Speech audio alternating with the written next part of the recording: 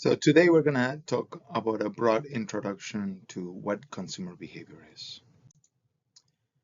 So what is consumer behavior? Consumer behavior is a process that essentially studies what either individual or group of consumers do when it comes down to choosing, buying, using, and getting rid of products, services, or ideas, right? Or a combination of thereof, which will be what the book called experiences, or sometimes you might hear as solutions. So we're going to look at the entire set of processes that essentially go on inside the individual and while interacting with other individuals and groups and society at large, and how essentially influences the behavior of consumers, both about how to come up with uh, the needs or uh, the products and brands associated with the satisfaction of those needs. In our principles class, we've already talked about what needs are, and I'll get into more detail in a couple of slides about how those are different from wants. So like I was saying in the definition, consumer behavior, it's a process, which means that it's ongoing. It never ends, right? And in the old days, consumer behavior used to be called buyer behavior. And buyer behavior emphasizes heavily the buying aspect. But what we're going to do in this class is we're going to expand beyond just the purchase and talk also about pre-purchase activities and post-purchase activities. So it's what happens before you actually go and buy something that actually maybe triggers that need or want for a particular product, and also what happens after the fact. Let me give you a few examples in the next slide. So, for example, in the pre-purchase scenario, one thing that we're going to look into is how these needs actually arise. What is triggering the needs, and what is actually that makes the consumer to be interested in a particular product category and or a particular brand to begin with, even before the purchase scenario is considered by the consumer. So we're going to look at things like attitudes and motivation in detail that are going to give us hints as to this in pre-purchase scenarios, what's going to happen before the consumer is seriously considering any of the products. Then around the purchase scenario, we're going to look at how information is collected by consumers. We're going to talk about different types of information and how that information search is going to be heavily dependent on what kind of decision-making process the consumer is going to be following. And we're going to be looking at situational factors that might actually change how consumers make decisions and what kind of weights they put under different aspects of the product or the brand. And those are going to be some of the purchasing related issues that we're going to discuss. So we're going to look at choice theory, and we're going to also look at some psychological aspects that impact a more traditional rational choice theory that we're going to cover. And then finally, we're going to cover areas that have to do with post-purchase, which is once that you've already committed to a particular product, right? What goes in your mind afterwards? How do you evaluate that product in particular? How are you sure or unsure as to whether that purchase was successful for you, right? Are you satisfied or not? What kind of aspects of your cognition impact satisfaction processes, right? And if you deem not to be satisfied, either because you've already consumed the product or because the product does not really meet your needs and you've discovered this after the fact, how do you go about changing this scenario? How do you go about starting the whole process all over again, and how you get rid of the product if indeed it's either consumed and or if you have deemed that maybe you need a different product brand or solution altogether to take care of your needs. These are some of the questions that we're going to ask ourselves, and we're going to, during the class, use a series of theories and frameworks that help us answer to some degree some or maybe all of these questions that I posed today. Now, as consumers, one thing that it's important for us to understand is the transactions, right? So transactions is when two parties agree to change or exchange one typically product, idea, or service for something else that is deemed at least equally valuable or more valuable by both parties, right? Now, there are many transactions that we're going to look at or study, but one thing that we're going to focus on quite a bit is what happens in the marketplace nowadays around these transactions. So the marketplace is where transactions actually happen. And one of the aspects that we're going to study is the interaction between the different consumers. And as we're going to see, humans are social creatures, right? And because of that, a lot of the decision making that actually goes on is heavily influenced by other consumers, right? By family members, by friends, maybe by strangers that have similar interest. So one of the things that make consumption both interesting and difficult to predict is the fact that, for example, these days online, regardless of what product category you're interested in, you're going to find communities of consumption, which is essentially groups of people that have particularly intense interest in a given product category. Here you have one of my uh, products that I'm particularly involved with, which is watches. And this is a set of communities or a set of aspects around communities of consumption. So I collect watches, right? And when you're going to make a purchase about watches, oftentimes what you will do is you will go online and you will look for maybe other not users, other users that are actually interested in watches as well. So for example, here you have some of the elements that you will find in one of these consumption communities, in particular in Reddit, right? So if you go to Reddit, you'll find that there are subdirectories that are only applicable to specific products. In this case, it will be watches. And there you can interact with other uh, heavy users, I'm going to call them. We'll see where that word comes from later, and that are particularly involved with this product category. And there is going to be some people in these networks that are very well positioned to disseminate information. We're going to call those influencers. They're going to be a group of people or individuals that have a very central position within the network, meaning that they are connected to a lot of people. They might have a lot of fans or followers. And because of that, whenever they display some of their opinions, so if they tell you something about a watch, in this case, there's going to be a lot of people that are going to listen to that and maybe consider some of those points whenever they are thinking about buying that watch or not. So consumption communities is one of the new, maybe more emphasized aspect of online purchases and online behaviors that it's particularly interesting because it's mostly amplified. It's not like before there were not consumption communities. It's that it was hard to find people around you that were interested in the same things that you are, especially if it's more of a niche interest.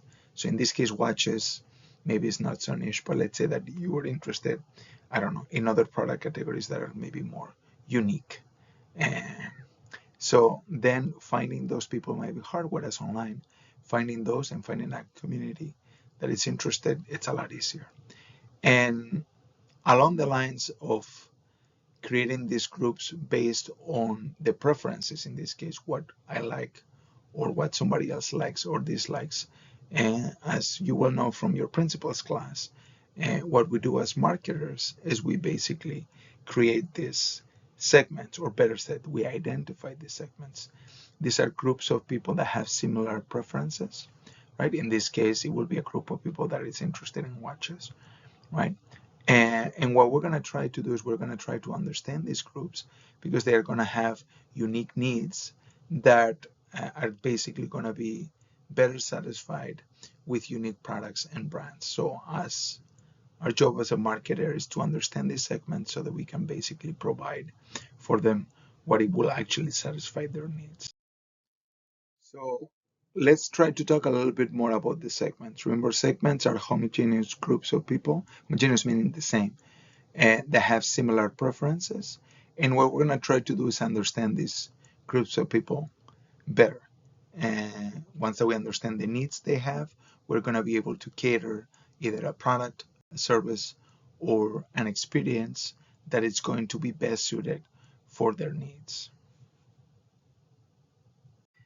One way in which we're going to be able to segment the marketplace using a variable called behavior, right? So this is behavioral segmentation. And what we're going to do oftentimes is we're going to focus on simple things, like, for example, the amount of product purchase, like quantity, or the amount of money spent on the product category, or the number of times that the product is purchased, right? And we're going to make a distinction in the literature between heavy and light users of a product category. That's one potential way in which you can create a segmentation scheme, right? Is a heavy user somebody that purchases large amounts of a product or that buys the product very frequently, right? So for example, in my case, I consume a lot of yogurt for good or evil, right? And if you look at the average household, they probably go through less than one large tub of yogurt, those that are about 2 pounds. And in my case, I go through about 6 tubs a week, right? So I'm a heavy user of yogurt. And because of that, I know all there is to be known about yogurt, at least in the US market, right? So I know exactly which brands I like, which particular SKUs within the brands are the ones that I'm actually interested in. I also know the prices across all the stores because I'm a heavy user, right? This is going to translate to pretty much all product categories. Here you have our friend who is a heavy user of the smartphone. I don't know what he's consuming, but it seems like he's mostly consuming social media or whatever he's doing on the phone, right? So heavy users tend to have more knowledge about the product category, and they might go about making decisions differently, like we're gonna see later. Okay, what else? There is another thing that I think we spoke about in principles that it's also interesting is this idea of the 80-20 rule. And two other names that this goes by, 80-20 rule, which I know it's in the book. There's also this is also called the Pareto principle. And another way in which this is mentioned in the literature is the Matthew principle from the Bible. So the idea here is simple. 20% of your customers generate 80% of your revenue. Okay. Now, in my experience, when I've analyzed real data from real companies, the percentage is even more extreme than 80-20. Oftentimes, it's more like 10-90. Like 10% of your customers generate about 90% of your revenue. Here, for example, you can see the distribution of revenue spent for a real company, right? This is revenue per transaction. And I don't know if you guys can see because it's a little bit small, but you have revenue here in the right axis. This is in dollars. And you have here number of customers in the y-axis. And as you can see, the bulk of the distribution, the bulk of the customers barely spend any money, right?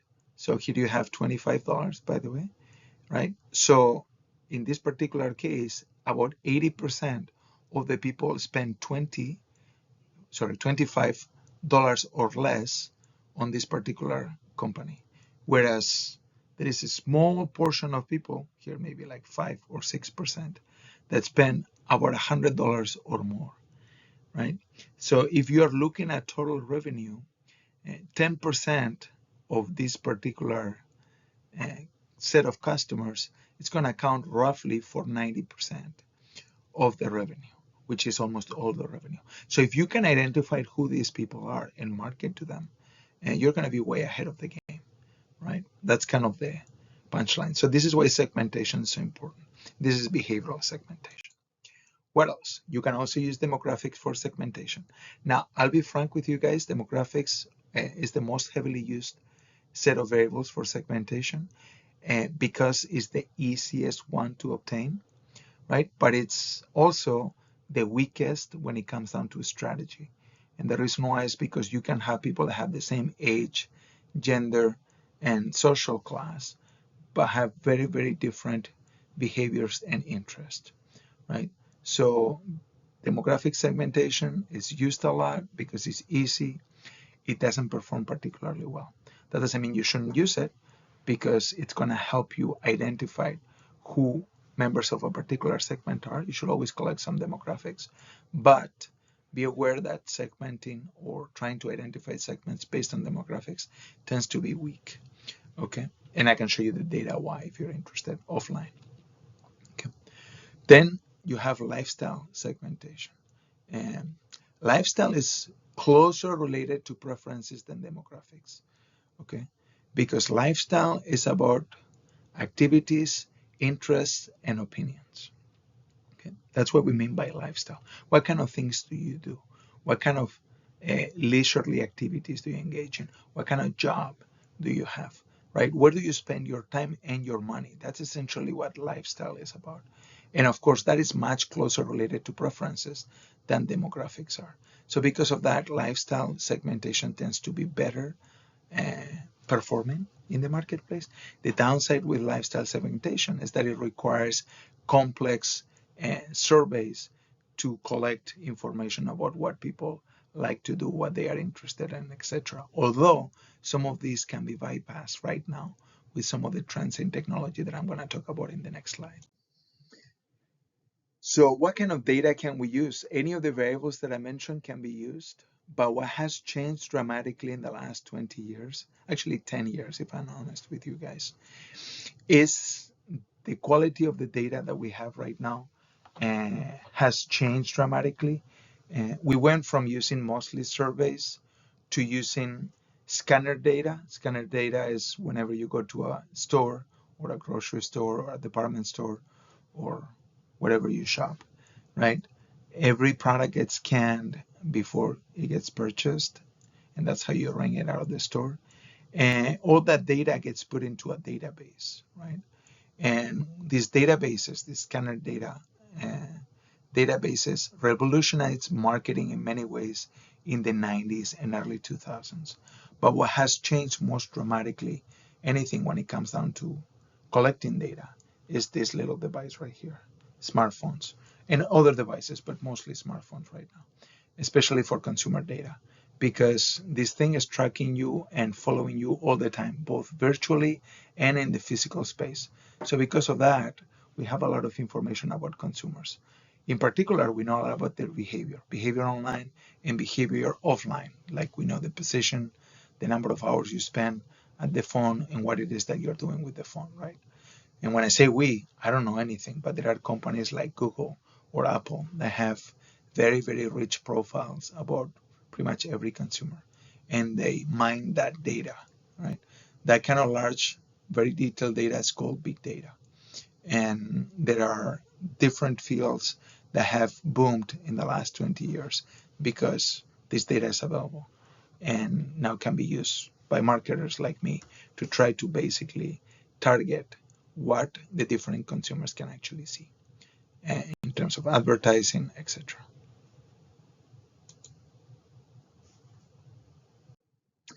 Now, let me just say that not only uh, we're going to try to think about how people make decisions and what kind of products they consume, but also we're going to talk about how these products and brands are so important into the lives of consumers oftentimes that you're going to have relationship with those brands, different types of relationships.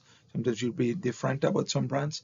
Other times you literally will be in love with the products or the brands or people associated with the brand, right? And we're going to talk about how all these products and brands have a very important role to play in the life of the consumer beyond just the actual purchase of the product.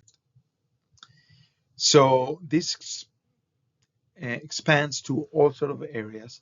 And as consumers, given that we are social creatures, like I was mentioning before, uh, we are going to basically get affected, and our decisions are going to be marked in large degree by all sort of things, like for example popular culture, right? So oftentimes when you go and see a movie, what's going to happen is you're going to have some of the brands paying top dollar so they can actually show you their product in the confines of the movie. The reason why this is useful is because most of us, because we're professional consumers and we've been exposed to advertising so heavily, we tend to tune out advertising. But when we see the product shown within the story of the movie, we assume that that is naturally occurring. Remember, nothing occurs naturally within movies.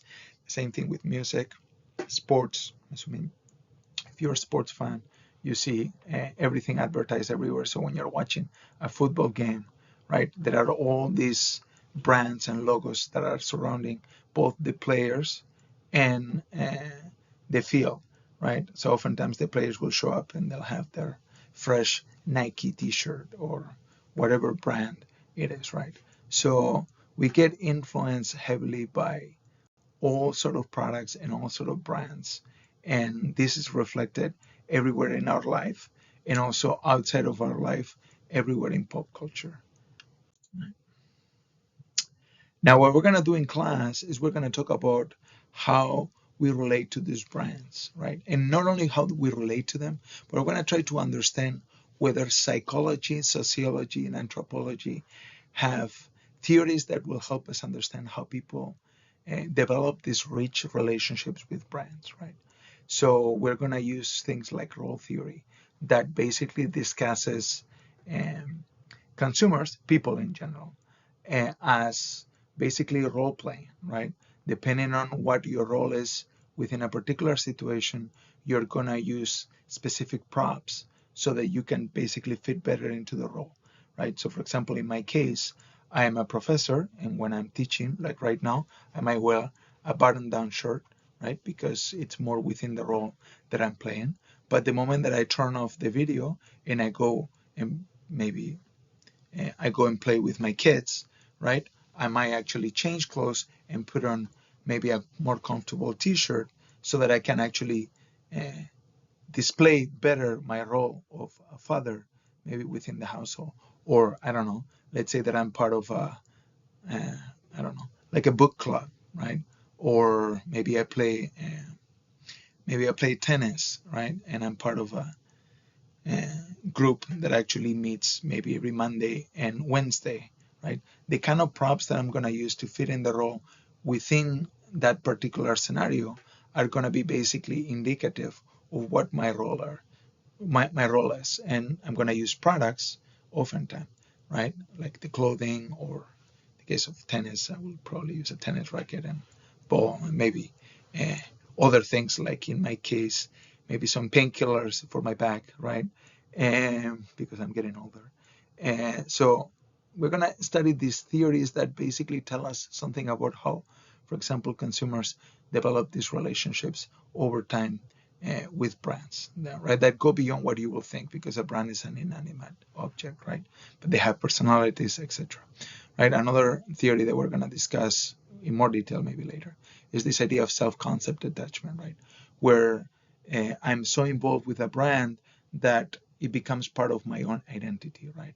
And because I'm an Apple guy, right? It means that I do certain things and I buy certain products and I don't do other things, right? Like buy, I don't know, a Microsoft product in some way, right? Because it's not what goes in with my identity, right? I associate my identity partially with the brand and or the personality of the brand, right? Another thing that will happen as well, because we have this strong relationship, is this idea of nostalgic attachment, right?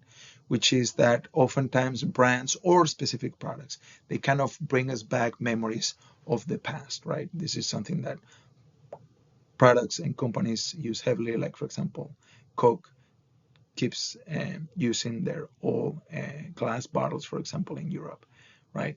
Because it reminds me, for example, of when I was a kid, right? So whenever I go to Europe and I see one of the glass Coke bottles, which I know they can be purchased sometimes in limited quantities in the US, but they are not that common, right? It just brings back memories of when I was a kid, because that's all we had at the time, right? There was no plastic bottles, and they were not even cans, believe it or not, in the late 70s, early 80s, right? Brings you back in time. And we'll actually study and talk about why people remember the old past so fondly. Like you'll hear your parents or your grandpa or grandma talking about how things were better when they were younger, right? And we'll actually talk about memory and how people tend to keep the positive and kind of bury the negative in there. That's why nostalgic attachment is so powerful. Okay. And like I mentioned before, sometimes we'll develop such a strong relationship with a brand that we can talk about love, right? So you have people that will basically tattoo their brand to their shoulder, right? This is done with some products like maybe Harley Davidson, right? Shows a very, very strong emotion. As a marketer, that's what you strive for, is basically getting the customer so involved with your product that they will literally tattoo it to their body, which doesn't happen often, by the way.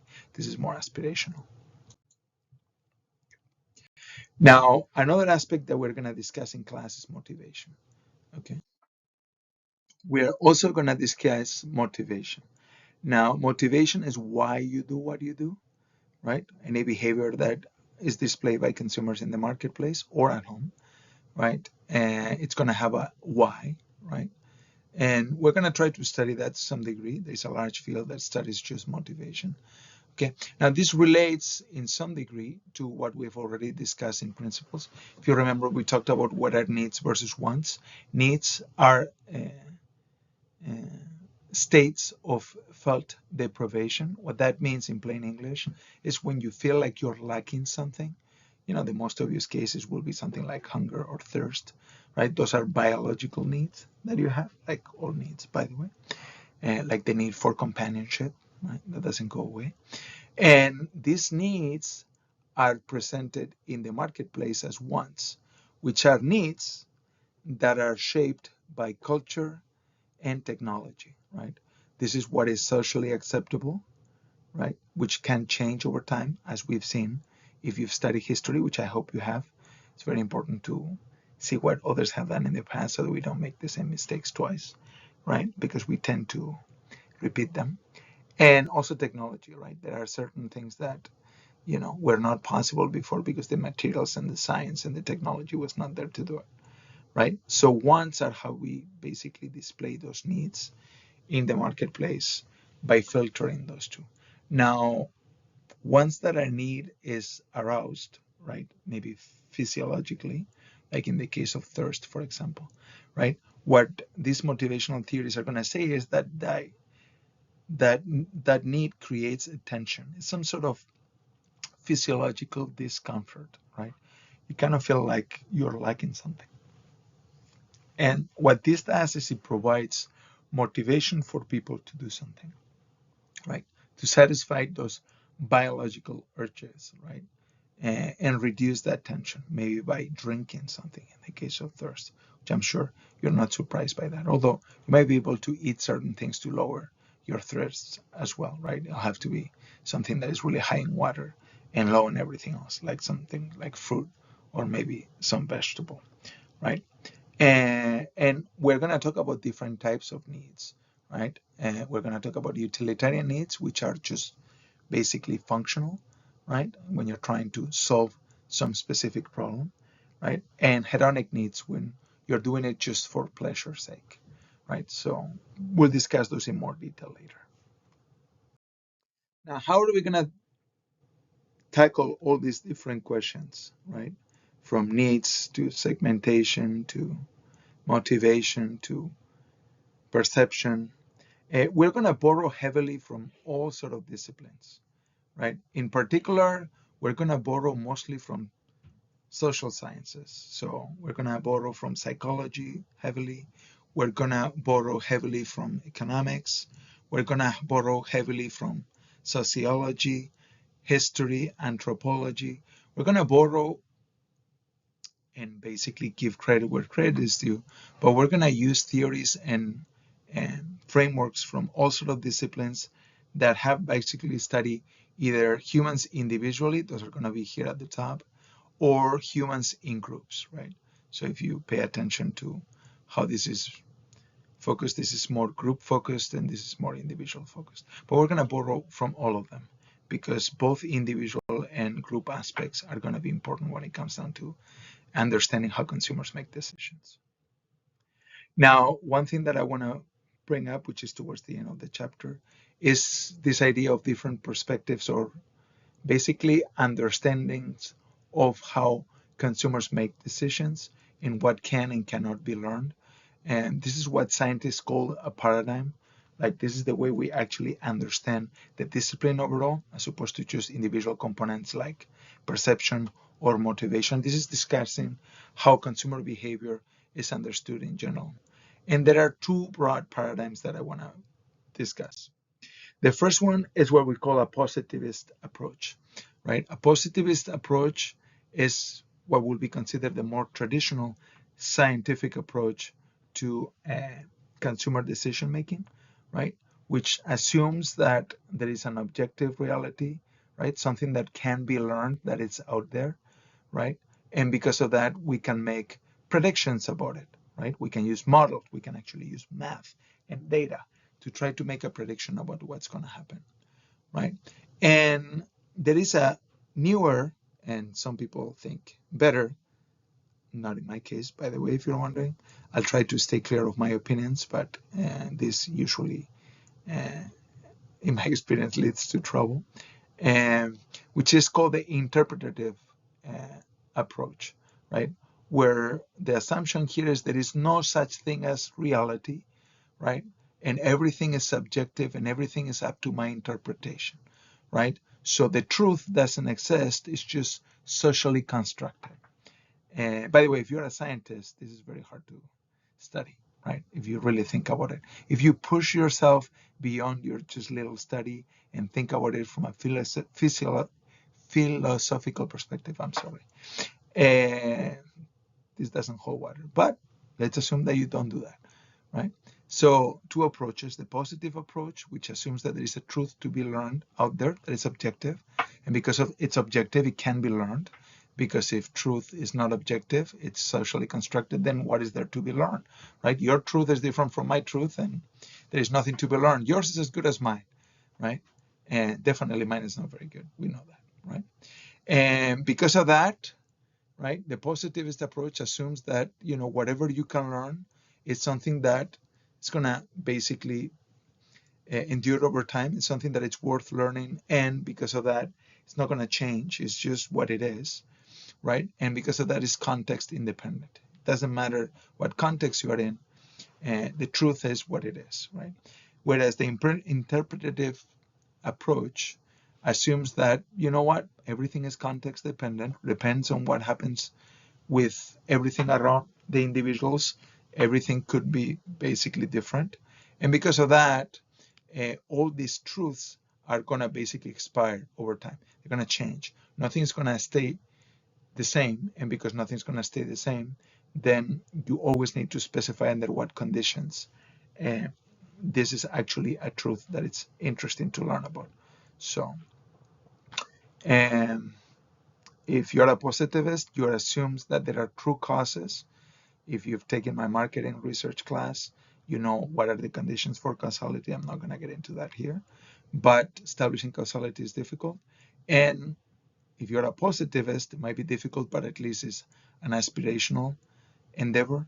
If you're an interpretative, well, there is no way of determining causes, really, right? What they will tell you is that there are multiple simultaneously happening causes that can not be individually teased apart, right? And then the answer is there's not a lot we can learn. In fact, in their view, there is nothing to be learned at all, right? And in this case, there is obviously a difference between who is the researcher and who is the subject. Whereas in the interpretative approach, everything gets intertwined. Now, there are some flavors of this even in the hard sciences, right? But I think it's beyond the scope of this class to get into which one is right. I want you to know that both exist, and some of the things that we're going to study borrow more heavily from one approach than the other. And then a quick summary of what we have discussed. I've mentioned what consumer behavior is. It's basically looking at the pre-purchase, purchase, and post-purchase aspects of consumers, how they actually go about thinking about all those needs that they actually have. And that's an ongoing process that we're going to try to study using frameworks. I've mentioned that consumers have inherent needs that are physiological, right? Things that come with you since you're born, haven't changed in the history of humankind. Wants are how those needs are actually instantiated with a particular culture and a particular technological set, right? So needs don't change, wants evolve over time, right? And consumers have different wants, and based on those wants, we're going to try to identify different segments.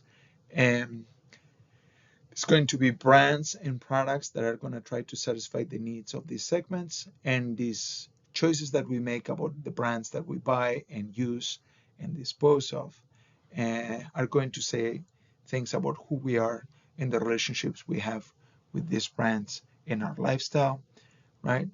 There are many reasons why people choose the products and brands that they choose to buy and use, and we're going to talk a little bit about motivation at a later time. And then finally, we're going to borrow heavily from many different disciplines, from psychology, sociology, history, anthropology, economics, you name it, we got it, right? We have no problem borrowing with permission. We will give credit where credit is due, right? We're going to borrow theories and frameworks that are going to enable us to study some of these consumer choices. And then based on this, we're going to look sometimes at a more positivist approach where we think there is a truth that can be learned about the consumers, that is immutable, and that it can be basically ascertained using the scientific method. And then there is a more modern approach that is more interpretative, where the truth is socially constructed, maybe changing over time, where identifying unique causes might be difficult, and where we sort of make up the truth as we go. That's all I have for you guys today.